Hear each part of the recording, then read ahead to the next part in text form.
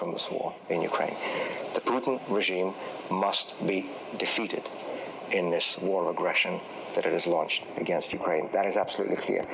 That is the message that I conveyed in my last TV interview the day before my arrest in Moscow in April 2022. That is a message I'm repeating again today. Because if, God forbid, the Putin regime is allowed to sort of present the outcome of this war as a victory and survive in power, all it means is that, a year or 18 months from now, we'll be talking about another war or another conflict or some other catastrophe that the Putin regime will unveil. Because Vladimir Putin has been in power for 25 years, and throughout all this time, this man has brought war, death, and suffering both to our people in Russia and also to others around us.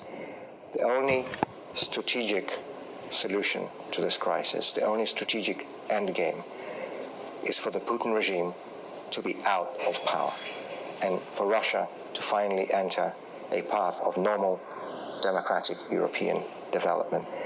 If we don't want to freeze the problem and leave it to the next generation to solve, if we actually want to find a real long-term strategic solution, this is what we must keep our eyes on.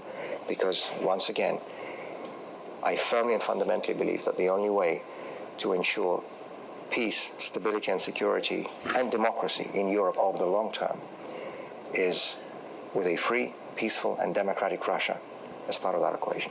Vladimir, AFP guard told us just now that you might have been followed here by two Russian-looking men. One was wearing purple shirt and another gray. Did you see them? No.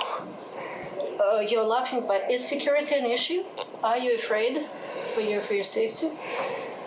Look, I've been twice poisoned by the FSB to near death for my opposition work. I've received a 25-year sentence in prison, essentially a life sentence in hard security prison in Siberia. Safety is not a word that comes into the vocabulary of somebody who is in opposition to Putin's regime in Russia. We know all the risks. My closest friend and my mentor, Boris Nemtsov, was murdered literally in front of the Kremlin on Putin's orders in February of 2015.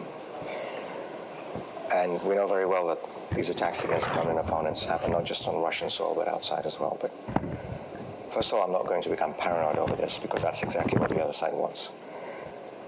And secondly, and actually most importantly, I believe in what I do. I've been in this for 25 years. I came to work with Boris Nemtsov back in the autumn of 1999. I've been in Russian opposition politics for a quarter century now, the same period of time that Putin has been in power.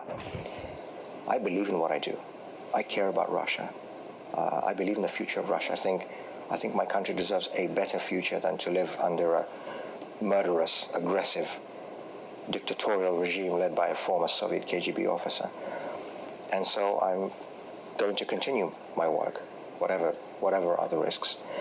But the most important thing here is that at the end of the day, it's not about personalities. Nobody has ever been able to change or alter or annul the laws of history, the logic of historical development. Whether Putin likes it or not, the future is coming, and the future of Russia is democratic. And even if he kills all of us, all of those who are the public faces of the Russian pro-democracy movement today, all of us, all that means is that others will come in our place, because the future cannot be stopped, and Vladimir Putin won't be able to either. Bravo, Vladimir Murza, bravo.